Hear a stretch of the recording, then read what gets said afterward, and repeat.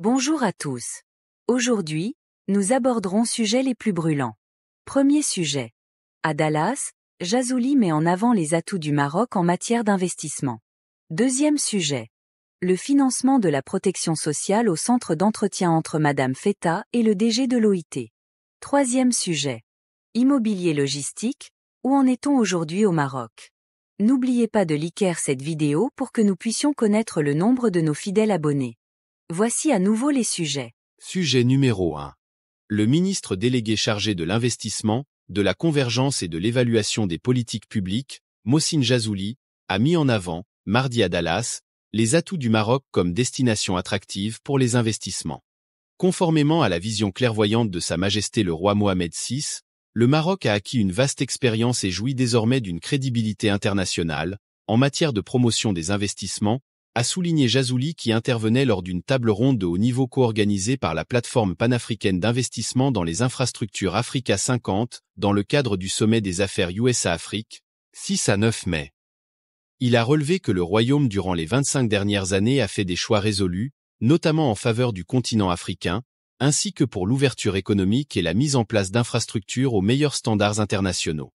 Lors de cette table ronde intitulée African Infrastructure Investment, Impact and Returns, le ministre délégué a fait observer que grâce à ces initiatives, le Maroc se positionne désormais comme leader en Afrique dans les secteurs de l'automobile, de l'aérospatial et du textile, et pointe deuxième dans les secteurs pharmaceutiques et de l'outsourcing. De plus, le développement de grands programmes d'énergie renouvelable, en droite ligne d'une vision royale proactive, place le Maroc à l'avant-garde de la transition énergétique mondiale, a-t-il fait valoir, ajoutant que l'avenir économique du Royaume s'écrit à l'encre verte. Dans la même veine, Jazouli a noté que le Maroc vit au rythme d'une hausse significative des investissements privés, notamment en ce qui concerne des secteurs liés notamment à la mobilité électrique et l'hydrogène vert. Cet afflux d'investissements privés a dépassé les attentes, entraînant de nouvelles demandes d'infrastructures vertes, énergie renouvelable, réseaux électriques, dessalement de l'eau de mer, aéroports, ports, entre autres, s'est-il réjoui. Il a en outre relevé que des événements phares que le Royaume va accueillir comme la co-organisation de la Coupe du Monde de la FIFA en 2030 mettent l'accent sur le besoin d'infrastructures vertes dont des écoles, des universités, des hôpitaux, des stades, des trains à grande vitesse et bien au-delà. Évoquant les sources de financement de ces projets d'envergure, le ministre délégué a fait savoir que le Maroc a mis en place un cadre réglementaire attractif pour les investisseurs, offrant des incitations fiscales et des garanties pour les projets d'infrastructures stratégiques. Nous avons forgé des partenariats publics-privés sans précédent, tirant parti de divers voies pour mobiliser les ressources et équilibrer les risques. Cela rend possible des partenariats publics-privés dans des domaines inédits tant au Maroc qu'à l'international, a encore indiqué Jazouli. Il a, dans ce cadre, relevé que le Maroc a lancé récemment le développement d'une ligne de transport électrique de 1500 km reliant Dakhla aux régions du nord du Maroc, où se situent les principaux pôles de consommation industrielle. Ce projet met à profit la meilleure combinaison d'énergie éolienne et solaire au monde, a-t-il dit. Dans la même veine, le responsable a rappelé que le fonds Mohamed VI pour l'investissement doté d'un capital initial de 1,5 milliard de dollars, vise à lever au moins 3 fois plus de capitaux privés, notant que le mandat de ce fonds consiste notamment à stimuler le marché boursier marocain avec des entités notables comme Africa 50, qui disposent d'un grand potentiel de croissance. Jazouli a, par ailleurs, réaffirmé l'engagement sans faille du Maroc en faveur du développement des infrastructures en Afrique, rappelant que de nombreuses compagnies marocaines participent à cette dynamique à travers le continent.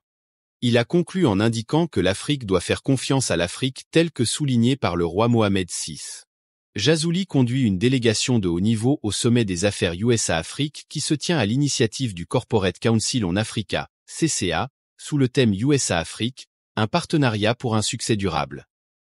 La délégation marocaine est composée notamment de l'ambassadeur du Maroc aux États-Unis, Youssef Amrani, du directeur général de l'Agence marocaine de développement des investissements et des exportations, ANDI, Ali Sediki, de la directrice générale de l'Office national des hydrocarbures et des mines, ONIM, Amina Bankadra et du directeur général de Casablanca Finance City, Saïd Ibrahimi. Sujet numéro 2. Le financement de la protection sociale a été au centre d'entretien, mardi à Rabat, entre la ministre de l'Économie et des Finances, Nadia Feta, et le directeur général de l'Organisation internationale du travail, OIT, Gilbert Fossou Numbo, qui effectue une visite au Maroc. Dans une déclaration à la MAP, À l'issue de ces entretiens, M. Oungbo a salué les efforts déployés par le Maroc dans le domaine de la protection sociale, ainsi qu'en matière de mise en œuvre de l'État social. Nous savons que les autorités marocaines mettent énormément l'accent sur l'État social et que les différents programmes sur la protection sociale reviennent cher au budget, a-t-il dit, ajoutant que les discussions avec Mme Feta ont porté sur les dispositions que le ministère de l'économie prend en ce sens. M. Oungbo a également fait savoir que cette rencontre a été l'occasion de revenir sur les défis auxquels le Maroc a fait face suite notamment à la hausse de l'inflation, en particulier après la crise liée au Covid. Par ailleurs, le DG de l'OIT a mis l'accent sur l'adéquation entre les politiques économiques, notamment celles visant à encourager l'entrepreneuriat des jeunes, et les politiques sociales pour trouver le juste équilibre. D'un côté, nous voulons une meilleure protection sociale et de l'autre côté, il nous faut générer de l'emploi et justement aider à financer cette protection sociale, tout en favorisant une croissance économique inclusive, a-t-il expliqué.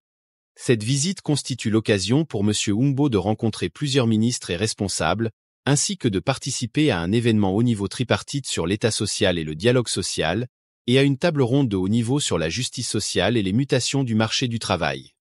Sujet numéro 3.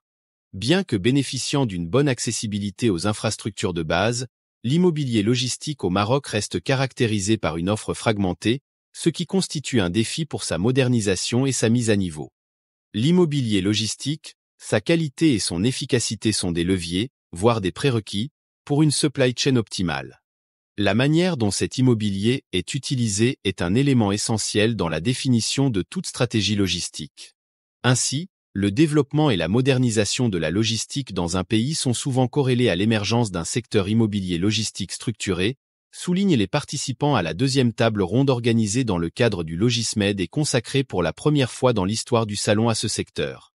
Au Maroc, comme l'indique le directeur de la stratégie, des études et de l'information à l'Agence marocaine de développement de la logistique, Aïssa Meschabi, l'enquête nationale sur l'immobilier logistique a permis d'estimer la surface totale de l'immobilier logistique au niveau national à plus 20 millions de mètres carrés, avec un total 13 000 unités logistiques.